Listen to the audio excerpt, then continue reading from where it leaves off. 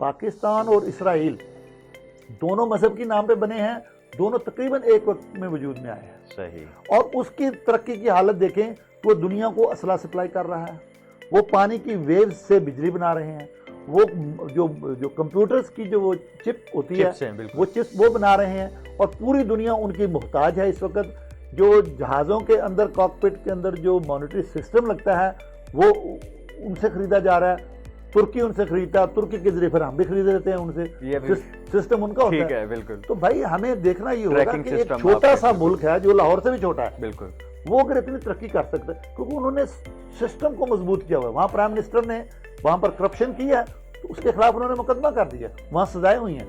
यहाँ हर prime minister के खिलाफ मुकदमे तो हमारे यहाँ भी होते हैं, हर प्राइम मिनिस्टर का मुकदमा होता है, 6 महीने वो उसको घसीटते हैं, 2-3 साल उसको इस मुकदमे को चलाते रहते हैं, 4 साल के वो उसको वापस लाकर प्राइम मिनिस्टर बना देते हैं।